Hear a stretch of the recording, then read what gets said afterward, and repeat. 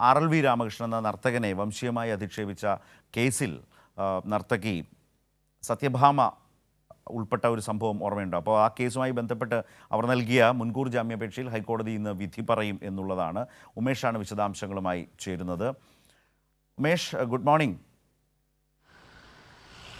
കേരളം ഏറ്റവും അധികം ചർച്ച ചെയ്ത, ഏറ്റവും അധികം പ്രതിഷേധിച്ച ഒരു പ്രശ്നമായിരുന്നു ഇത്, അവരുടെ ഭാഗത്തു നിന്നുള്ള ഹീനമായ നടപടിക്കെതിരെ. അപ്പോൾ അതിൽ കേസ് വന്നു. ആ കേസിൽ അറസ്റ്റ് ചെയ്യരുതെന്ന് ആവശ്യപ്പെട്ട് ഇവർ ഹൈക്കോടതിയെ സമീപിക്കുകയായിരുന്നു. എന്താണ് അതിലൂടെ അവതരിപ്പിച്ച പ്രശ്നം? ഏത് നിലയിലാണ് ഇതുമായി ബന്ധപ്പെട്ട പോലീസ് ഹൈക്കോടതി കേസന്വേഷണവുമായി ബന്ധപ്പെട്ട് അവതരിപ്പിച്ച കാര്യങ്ങൾ? ഇന്ന് വിധി വരും അല്ലേ? ഉത്തരവ് ഇന്ന് പ്രതീക്ഷിക്കാമോ?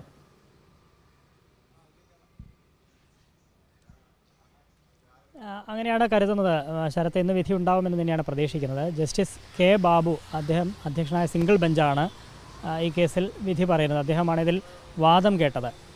ഇത് മാസങ്ങൾക്ക് മുമ്പ് വലിയ വിവാദമായ ഒരു കേസായിരുന്നു. നർത്തകനും കലാഭവമണിയുടെ സഹോദരനുമായ RLV രാമകൃഷ്ണനെ അദ്ദേഹത്തിനെ വംശീയമായി അധിക്ഷേപിച്ചു. അതും മറ്റൊരു നർത്തകിയായ സത്യഭാമ. അവർ ഇത്തരത്തിൽ ആക്ഷേപിച്ചു. അതിൻ്റെ അടിസ്ഥാനത്തിൽ RLV രാമകൃഷ്ണൻ ചാലക്കുടി പോലീസിലാണ് പരാതി നൽകിയത്. ആ പരാതി പിന്നീട് തിരുവനന്തപുരം കൻ്റോൺമെൻറ്റ് പോലീസിന് കൈമാറി. പരാതി വിശദമായി പരിശോധിച്ച പോലീസ് സത്യഭാമയ്ക്കെതിരെ ദളിത് അതിക്രമം തടയൽ നിയമപ്രകാരമാണ് കേസെടുത്തത്. ഇത് ജാമ്യമില്ലാ വകുപ്പ് പ്രകാരമാണ് കേസെടുത്തത്. ഇതേ തുടർന്നാണ് സത്യഭാമ ആദ്യം മുൻകൂർ ജാമ്യാപേക്ഷയുമായി നെടുമങ്ങാട് സെഷൻസ് കോടതിയിൽ പോയത്. ഇത്തരത്തിൽ ദളിത് അതിക്രമങ്ങളുമായി ബന്ധപ്പെട്ട കേസുകൾ പരിഗണിക്കുന്ന കോടതിയാണ്, പ്രത്യേക കോടതിയാണ്. ആ കോടതിയിൽ മുൻകൂർ ജാമ്യാപേക്ഷ സമർപ്പിച്ച് അതിൽ വാദം കേട്ട് അന്ന് സത്യഭാമയ്ക്ക് മുൻകൂർ ജാമ്യം കോടതി നിഷേധിച്ചു. ഈ സാഹചര്യത്തിലാണ് പിന്നീട് ഹൈക്കോടതിയിൽ മുൻകൂർ ജാമ്യാപേക്ഷ എത്തിയത്.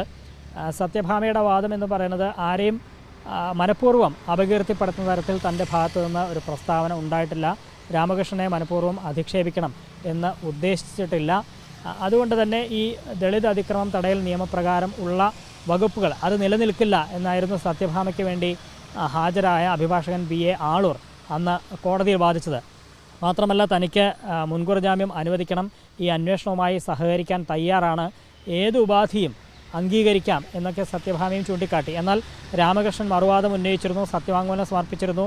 സത്യഭാമ മനഃപൂർവ്വം തന്നെയാണ്, തൻ്റെ ജാതി ഏതാണെന്ന് അറിഞ്ഞുകൊണ്ട് മനഃപൂർവ്വം അപകീർത്തിപ്പെടുത്തുന്ന പരാമർശമാണ് സത്യഭാമയുടെ ഭാഗത്തു നിന്നുണ്ടായത്. അതിപ്പോൾ മാത്രമല്ല, ഇതിനു മുൻപും സമാനമായ രീതിയിലുള്ള പരാമർശങ്ങൾ ഉണ്ടായിട്ടുണ്ട് എന്ന് രാമകൃഷ്ണൻ വാദിച്ചിട്ടുണ്ട്. ഇത്തരത്തിൽ വിശദമായി വാദം കേട്ട ശേഷമാണ് ഹൈക്കോടതി ഇന്ന് ഈ സത്യഭാമയുടെ മുൻകൂർ ജാമ്യാപേക്ഷയിൽ തീർപ്പ് കൽപ്പിക്കാൻ പോകുന്നത്. ശരത്ത്, RLV രാമകൃഷ്ണനെ വംശീയമായി അധിക്ഷേപിച്ച കേസിൽ സത്യഭാമ നൽകിയ മുൻകൂർ ജാമ്യ ഹർജിയിലാണ് ഹൈക്കോടതി ഇന്ന് വിധി പറയുക. അതുമായി ബന്ധപ്പെട്ട വിശദാംശങ്ങളാണ് ഇപ്പോൾ ഉമേഷ് കൊച്ചിയിൽ നിന്നും നമ്മളുമായി പങ്കുവച്ചത്.